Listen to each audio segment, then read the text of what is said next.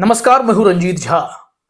जांच एजेंसी खास करके ईडी के सहारे सत्ता में हमेशा बने रहने का ख्वाब देखने वाली भारतीय जनता पार्टी को और ईडी को भी देश की जनता ने और देश की अदालत ने दिन में तारे दिखा दिए हैं। ईडी की हवा तो देश की जनता ने ही निकाल कर रख दी है, तो दूसरी तरफ अदालत ने ईडी के पर कतर दिए हैं।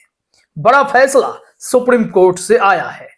हाई कोर्ट के बाद सुप्रीम कोर्ट का यह फैसला पीएमएलए को लेकर जो आया है, उसके बाद ईडी छटपटाहट में है और मोदी सरकार बौखलाहट में है। खबर बहुत दिलचस्प है।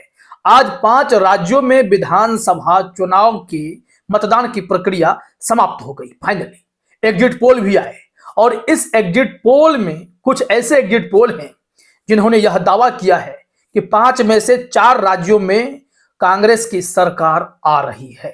तो कुल मिलाकर इन सब राज्यों में जांच एजेंसी के दम पर पूरी कोशिश हुई कि चुनावी माहौल बना ली जाए, लेकिन ईडी की हवा जनता ने निकाल दी है।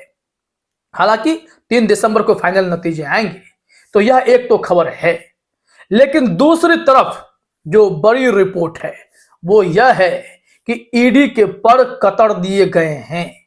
हर जांच एजेंसियों के दम पर अपनी टांग अड़ाने वाले ईडी को सुप्रीम कोर्ट ने अब कहा है बस बहुत हो गया और मनमानी नहीं। इनकम टैक्स कुछ करे तो पीछे से मनी लॉन्ड्रिंग का केस, सीबीआई घुसे पीछे से मनी लॉन्ड्रिंग का केस।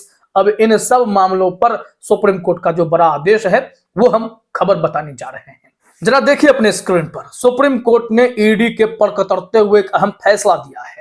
इसमें नवभारत टाइम्स ने लिखा है कि सुप्रीम कोर्ट ने एक अहम फैसले में कहा है कि ईडी तब आपराधिक साजिश या आईपीसी की धारा 120 का इस्तेमाल कर पीएमएलए यानी मनी लॉन्ड्रिंग का केस नहीं बना सकती है जब तक कि साजिश मनी लॉन्ड्रिंग से लिंक ना हो। सुप्रीम कोर्ट के जस्टिस एएस ओका की अगुवाई वाली बेंच ने व्यवस्था दी है कि आपराधिक साजिश की धारा का इस्तेमाल उसी अपराध के लिए हो सकता है जिस अपराध के लिए साजिश रची गई हो, ना कि यहां का केस वहां जोड़ करके किसी के केस को अपना केस समझकर खेल शुरू कर दिया जाए। इस पर अब रोक लगा दी गई है। पूरी रिपोर्ट हम आपको डिटेल में बताने जा रहे हैं। दरअसल सुप्रीम कोर्ट में कपिल सिब्बल और अभिषेक मनु सिंघवी ने एक साथ दमदार दलीलें रखी और उससे सुप्रीम कोर्ट सहमत हुआ और ईडी के पर कतर दिए गए हैं। कैसे कतरे गए हैं तो चलिए रिपोर्ट दिखाते हैं आपको। इसमें लिखा गया है, सुप्रीम कोर्ट ने कहा है कि ईडी आपराधिक साजिश की धारा 120 का इस्तेमाल कर पीएमएलए मनी लॉन्ड्रिंग का केस तब तक नहीं बना सकती है जब तक कि साजिश मनी लॉन्ड्रिंग से संबंधित ना हो। सुप्रीम कोर्ट में पीएमएलए के तहत ईडी को दी गई शक्तियों को बरकरार रखने के शीर्ष अदालत के फैसले के खिलाफ दाखिल रिव्यू पिटीशन पर बुधवार को सुनवाई शुरू हुई। इस दौरान सुप्रीम कोर्ट के जस्टिस संजीव खन्ना ने उक्त मौखिक टिप्पणी की है। सुप्रीम कोर्ट ने पिछले साल पीएमएलए कानून को वैध करार दिया था। इसके तहत ईडी को अधिकार है कि वो संपत्ति को अटैच कर सके, आरोपी की गिरफ्तारी कर सके और सर्च कर सके और अवैध संपत्ति को सीज कर सके। सुप्रीम कोर्ट के जजमेंट के खिलाफ रिव्यू पिटीशन दाखिल की गई थी। सिब्बल और सिंघवी साहब ने दलीलें दी कि ये करते क्या हैं, इनकम टैक्स वालों के केस के आधार पर ये एक आपराधिक साजिश समझकर पीएमएलए का केस दर्ज कर देते हैं, जो कि ये नियम के खिलाफ है। ऐसा हो ही नहीं सकता है। जरा देखिए आप, यहां बताया जा रहा है, सुप्रीम कोर्ट में याचिकाकर्ता की ओर से सीनियर वकील कपिल सिब्बल ने दलील पेश करनी शुरू की। इस दौरान जस्टिस संजीव खन्ना ने मौखिक टिप्पणी में कहा कि ईडी आईपीसी की धारा 120 आपराधिक साजिश का इस्तेमाल करके आरोपी पर prevention of money laundering act PMLA case नहीं कर सकती अगर साजिश का आरोप मनी लॉन्ड्रिंग से संबंधित न हो। सुप्रीम कोर्ट में यह तथ्य उठाया गया कि मनी लॉन्ड्रिंग से संबंधित अपराध के मामले में ही पीएमएलए एक्ट लगाया जा सकता है। सुप्रीम कोर्ट में याचिकाकर्ता की ओर से सीनियर एडवोकेट कपिल सिब्बल और अभिषेक मनु सिंघवी ने दलील दी कि ईडी द्वारा इनकम टैक्स से संबंधित मामले में भी पीएमएलए केस दर्ज किए जा रहे हैं। इसमें आईपीसी की धारा 120 का इस्तेमाल हो रहा है, जो कि नहीं होने चाहिए। इससे पहले हमने आपको एक रिपोर्ट दी थी कि कैसे तमिलनाडु में जिला कलेक्टरों ने ईडी के खिलाफ बिगुल फूंका तो मद्रास हाईकोर्ट ने ईडी को हड़काते हुए कह दिया कि उस समन को हम रद्द करते हैं जो आप जिलाधिकारियों को भेज रखे हैं। आप राज्य सरकार के अधिकारों का हनन नहीं कर सकते हैं। साफ तौर पर यह कह दिया गया कि हर वो राज्य सरकार अदालत का दरवाजा खटखटा सकती है जब उसे लगे कि केंद्र सरकार उनके अधिकार क्षेत्र में घुसने की कोशिश कर रहे हैं, क्योंकि वहां भी अपराध की संभावना तलाशी जा रही थी। अपराध मिले नहीं थे, लेकिन ईडी ने समन भेजना शुरू कर दिया था। ये थोड़े ना होता है।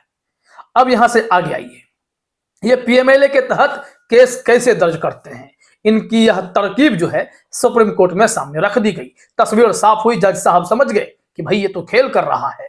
यहां लिखा हुआ है, ईडी की तरफ से इनकम टैक्स अपराध के मामले में आपराधिक साजिश का आरोप लगाकर ईडी द्वारा मनी लॉन्ड्रिंग का केस दर्ज किया जा रहा है।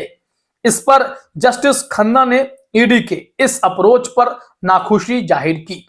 जस्टिस खन्ना ने कहा, जब तक कि पीएमएलए के तहत अपराध ना हुआ हो तब तक आपराधिक साजिश का आरोप लगाकर पीएमएलए का केस नहीं हो सकता है। बुधवार को justice S K Kaul, justice Sanjiv Khanna और जस्टिस बेला एम त्रिवेदी की बेंच में याचिकाकर्ता के वकील कपिल सिब्बल ने दलील की शुरुआत की और कहा कि पीएमएलए कानून इस मंशा से बनाया गया कि सीमा पार के संगठित अपराध को रोका जाए और नारकोटिक्स सिंडिकेट को रोका जाए, लेकिन एजेंसी साधारण अपराध में इसका इस्तेमाल कर रही है। विनाया कन्वेंशन के तहत ड्रग्स ट्रैफिकिंग और संगठित अपराध को रोकने के लिए इस कानून को बनाया गया था। यह गंभीर मामला है। तो कुल मिलाकर ईडी के जो उद्देश्य थे, उस उद्देश्य से अलग हटकर ही ईडी काम करने लगी, तो निश्चित तौर पर डांट फटकार तो पड़ेगी और इसके साथ ही साथ एक रास्ता भी तैयार किया गया। इसलिए सुप्रीम कोर्ट ने ईडी के पर कतरते हुए कहा कि जब तक पीएमएलए के तहत केस नहीं बनता हो तब तक आप आपराधिक साजिश के आधार पर पीएमएलए का केस नहीं बनाएंगे। नहीं तो यहां तो खेल चल रहा है, इनकम टैक्स का केस आया, ईडी घुस जाती है। तो यह सब मामला देखा गया है। अब देखिए, कपिल सिब्बल ने बहुत ही महत्वपूर्ण बात कही कोर्ट रूम में। यहां पर लिखा गया है, कपिल सिब्बल ने दलील दी कि पीएमएलए एक्ट की धारा 50 अथॉरिटी के अधिकार व शक्ति की बात करता है। इसमें समन, दस्तावेज पेश करने को लेकर आदेश और साक्ष्य आदि पेश करने का निर्देश देने का अधिकार है, लेकिन कानून के तहत जिन्हें समन दिया जाता है उन्हें यहां तक नहीं बताया जाता कि समन बतौर आरोपी है या बतौर गवाह। साथ ही ईसीआईआर का पता नहीं होता है। जिन्हें समन जारी होता है उन्हें पता नहीं होता कि क्यों बुलाया गया है, बतौर आरोपी या बतौर गवाह, और उसे ईसीआईआर की कॉपी तक नहीं दी जाती है, तो उन्हें पता ही नहीं चलता कि अपराध क्या है। रिमांड के दौरान आरोपी को पता चलता है कि उसके खिलाफ चार्ज क्या है, लेकिन तब तक उसे अग्रिम जमानत का चांस खत्म हो चुका होता है। और इस तरह देखा जाए तो इस मामले में अग्रिम जमानत का प्रावधान खत्म हो चुका है और यह अनुच्छेद 21 यानी जीवन और स्वच्छंदता के अधिकार का उल्लंघन है। मनीष सिसोदिया, सत्येंद्र जैन जैसे लोग जो आज सलाखों के पीछे बंद हैं, क्या वो जमानत के अधिकारी नहीं?